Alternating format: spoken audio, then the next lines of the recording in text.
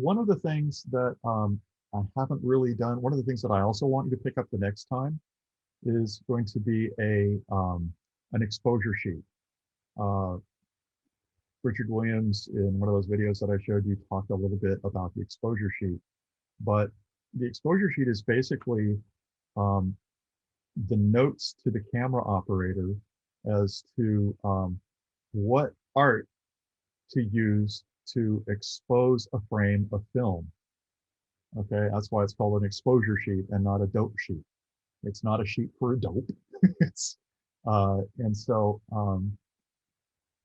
you may wonder why this very first frame up here is called frame 7. It's because we're going to show the background without a ball in it for 6 entire frames. So that's a couple of frames shy of being a third of a second. Okay, so that's just enough time for you to go, oh, look, there's a pretty place. What's that coming in on frame 7? I believe it's a roundish thing. Yep, it's moving. And then it bounces and it bounces. And then on frame 75, it's off. And then there are 5 more frames.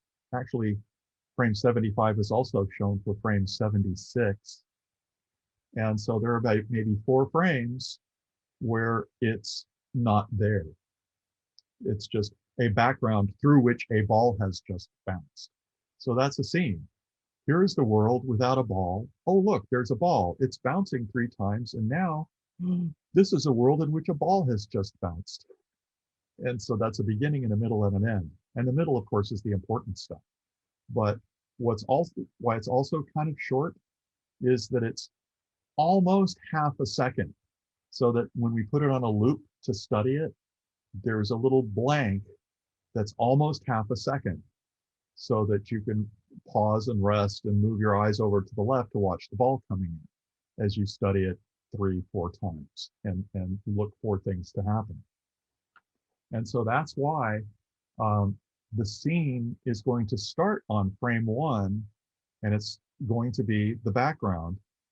You've only drawn a background once. There's one drawing with the background on it. All of the action with the ball happens on its own layer of drawings. And you don't really have to consult the background.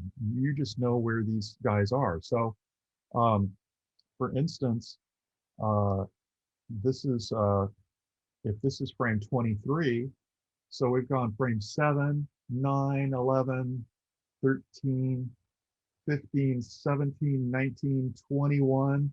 This one's drawing 23. And so the first bounce happens on frame 23.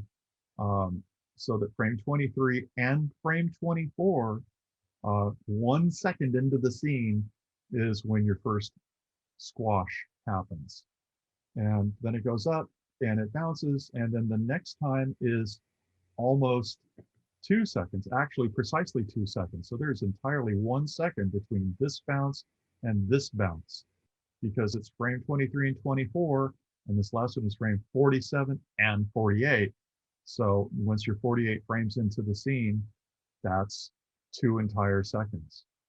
And this one is frame 57, and then this last bounce is frame 67.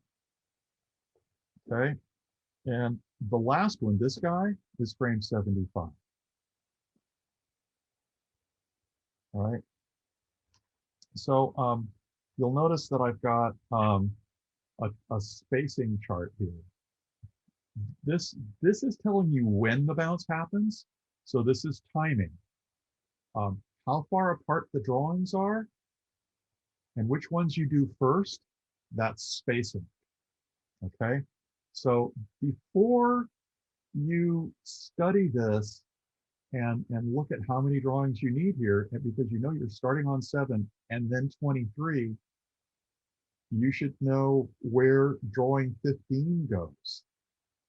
Okay, and drawing 15 is kind of mostly halfway between where it enters on frame 7 and the first squash. Because really, frame 21, it's technically an in-between, but it's also kind of the last drawing of the motion, okay, before it hits and then it squashes, okay. But I've represented that with this spacing, with this first spacing chart. And probably what I should do with this spacing chart is I should take it and move it over here,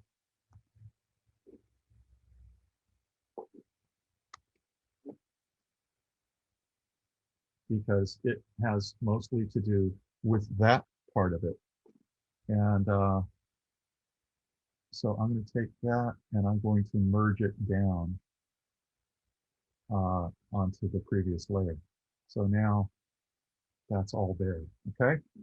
So if you're looking at it like this, if you can see that if that's drawing 15, okay, so I'm going to write, let me get back into my writing mode. This is drawing 15, and that's 15 is indicated to be roughly, but a little bit closer to 7 than 23. And so that means that there are really only going to be 13, 11, and 9. And so if you do 15, then really 13 should be about halfway, but maybe kind of a third between 7 and 15, if this timing chart is to be obeyed carefully. So I can go back. You know, this whole thing is all just on one level there, right?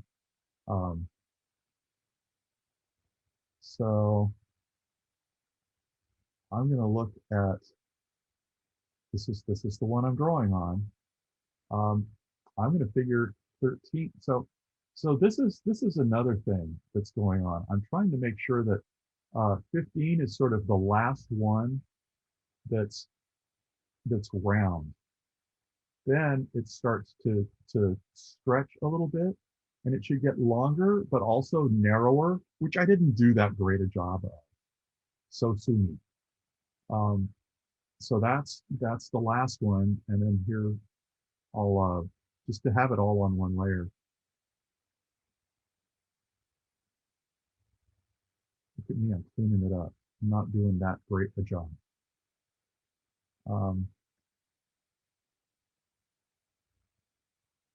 You could even erase that. But who cares really?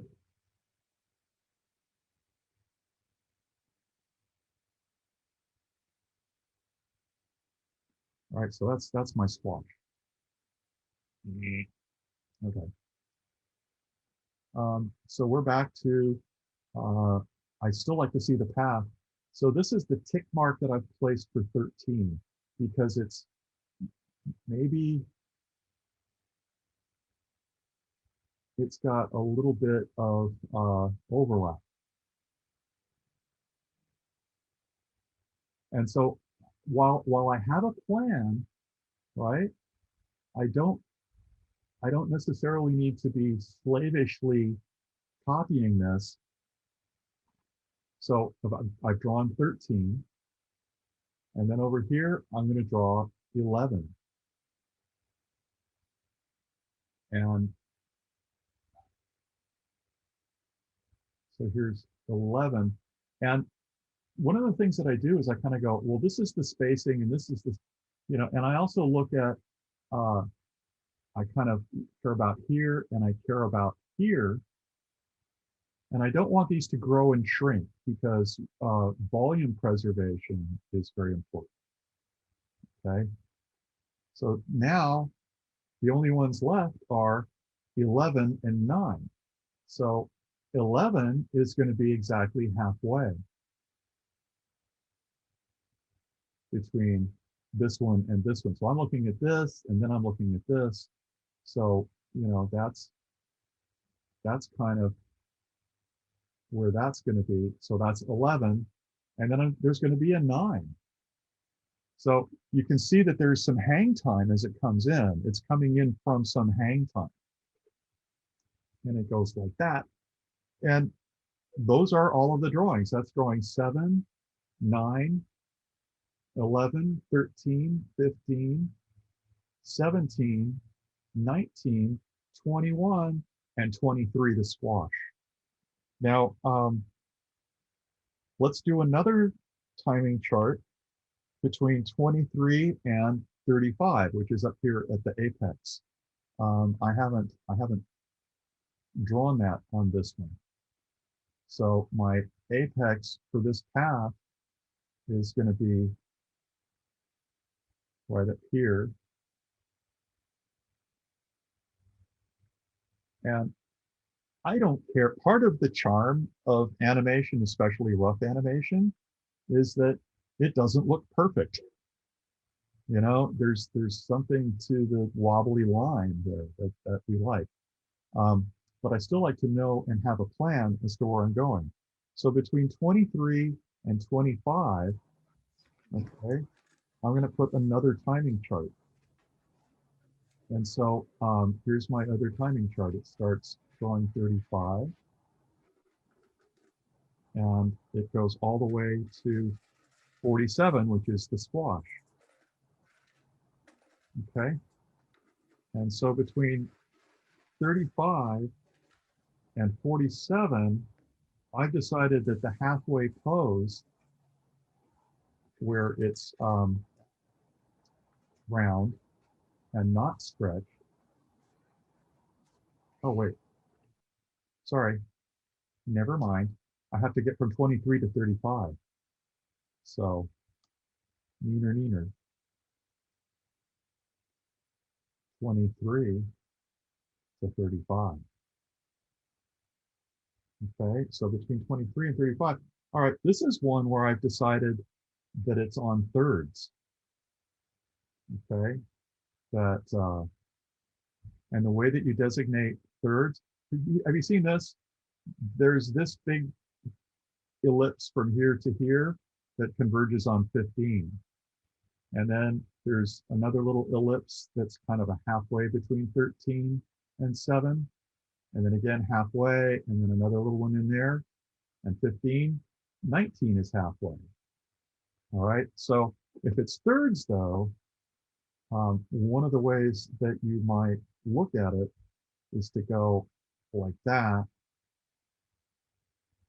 and write as a note to yourself 1/3 and 1/3. All right, and so 27 is my first third, and right after 27 is 29 is my last third. And between 29 and 35, it's moving a little faster, are only 2 drawings. And I'm going to say that 31 is going to be halfway, and 33 is going to be halfway. Okay, so there's this one. When I look at this, I'm going to say, wow, that just doesn't seem right. I'm going to draw, well, one of the first things I know is that if 27 is already a third of the way from here to here, and I'm going to be drawing 25,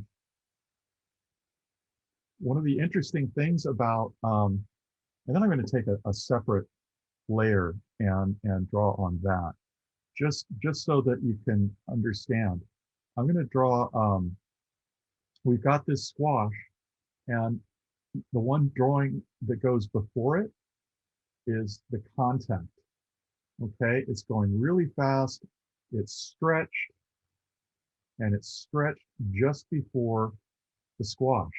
Now, if I did the bounce back from it, the recoil, then it might only go like that. And it just might look like a thing that was this way and then a thing down here and then it just wiggled over to this. That's not what we want to do. We want to say that it's squashed, but then it came back up really fast. So our next drawing is going to be more like, it's still going to be stretched, right? But it's going to be up here, and you're not going to confuse this one with being this one just kind of wiggled after this thing happened. I hope that's clear, because that is, that guy is going to be drawing 25. That's why 27 appears to be about a third between here and here. So here's 27, and it's not stretched as much, but it's slowing down a little bit. And then that means that 20, maybe 29 is going to be like that. And one of the things that you should think about while you're drawing is making sure that the edges of the ball follow a path themselves that makes sense. All right, you don't want it to grow and shrink inside it. So if this is 29, then that means I'm going to be drawing 2 more drawings, and 31 is going to be halfway between 29 and 35. So that means I'm going to be looking at this arc here and saying, well, that's kind of one end of the ball, and then I'm going to be saying it's not going to go in a straight line. It's going to be over a little bit higher. So that's where this part of the ball is, and compare this to this. So this is a little higher, and also it's overlapping.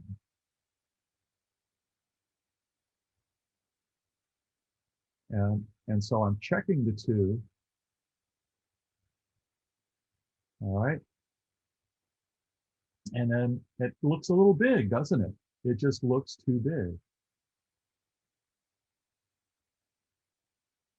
And maybe it shouldn't have as much overlap. So maybe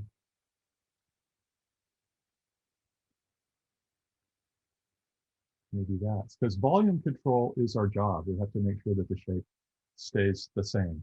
And so that's 31, and between 31 and 35, there's only 33. So this is where we're getting our hang time. We're getting a lot of Venn diagram overlap. Okay. Now we're not going to draw a line between there and there, which is a natural thing to think about. That's a way for it to suddenly shrink and lose volume. So there's that one, and that one. And so that one's 33. Okay. Because we're following these charts, and we know which is which. So then our next one is between 35 and 47. So between 35 and 47, let's do that one up here. 35 and 47, because that's 47. You have the next squash. I've decided that 41 is halfway. Okay. And it doesn't matter whether you draw these little scribbles on the left or the right.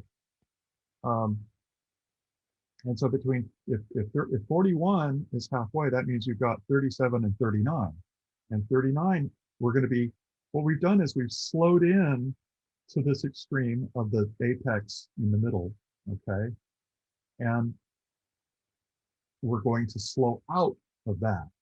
So it's going closer together. The spacing is closer together, and then it's still going to be closer together, and then it's going to be farther apart. So 41 is about halfway, and 41 is also kind of more egg-shaped. then round.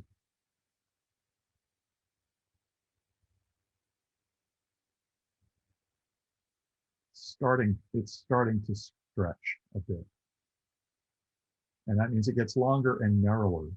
It doesn't just get the same width. And then 41. So the next one is halfway, is 39. And then this one is 37. Okay, so if 39 is going to be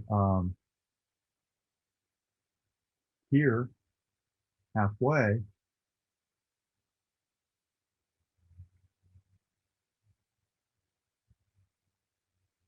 then 37 is going to be with a lot of overlap.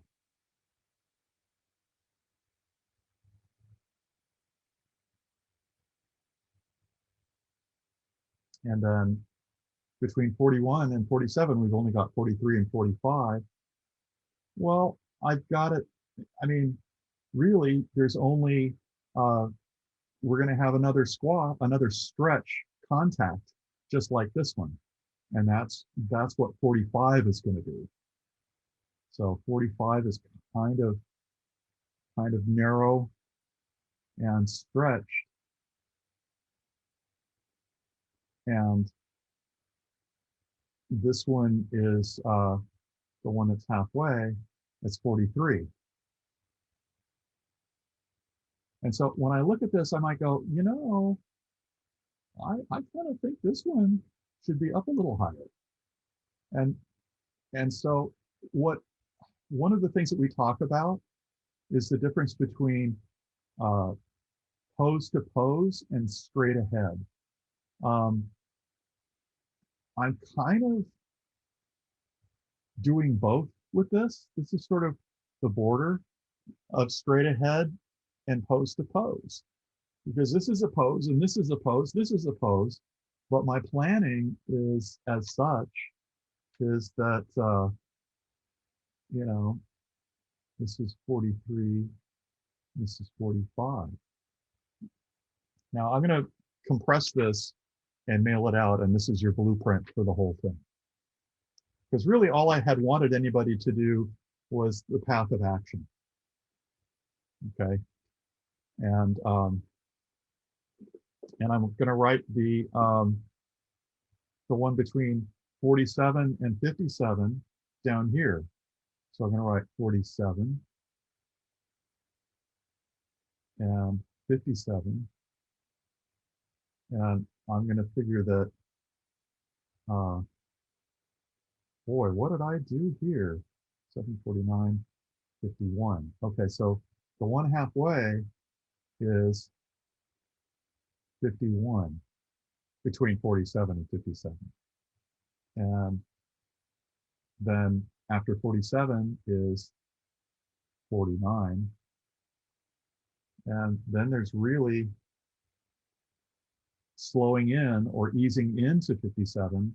So that's 53 is halfway, and 55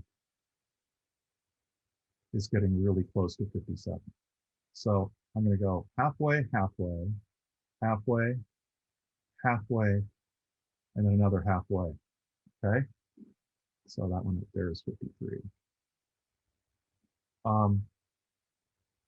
So by the same token, you're going to say that you know that 49 is going to be like this one. So 49 is going to be up higher,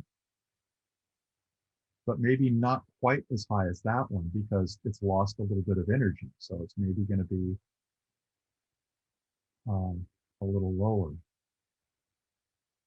and not as much stretchiness because it's lost a little energy. So it's not as egg-shaped. So that we know is 49. And so halfway between this and this is still, we're going to say this one is 51. And this one is 49. and we're already getting some overlap. And then 53 is halfway, and 55 is halfway again.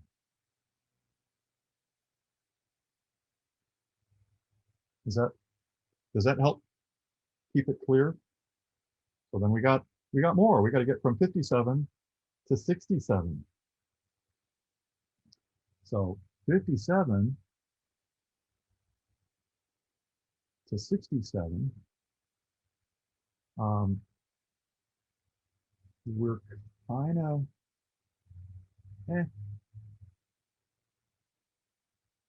yeah. And then kind of thirds here. So this one is 61. And then this one is 63, 65. Okay. So that's, and then between 47 and, excuse me, between 57 and 61 is 59.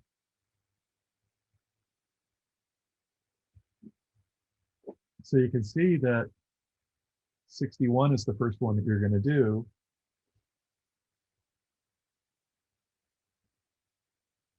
And so that's going to be a little bit closer to 57 than 67. And you're really going to have a halfway, which is 59, and it doesn't get as much hang time. It sort of keeps going. And then you've got between, this one's 59, this one's 61. We know that the contact is going to be down here, and that's going to be 65. And it's not going to have as much stretch, because by now it's kind of just doesn't have as much kinetic energy carried over because it's going forward. So this one is 65, and so basically kind of even Steven between these two guys. So on thirds, 63 and 65. Well, 61, 65. So this is the only one that's kind of stretch.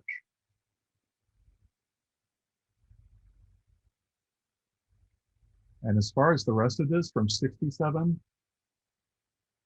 to 75, that's really only 3 drawings, 69, 71, and 73. And so that's kind of, you know, up to you. There's not, see, there's more of a distance on this one, less of a distance on this one. So this one is probably even lower.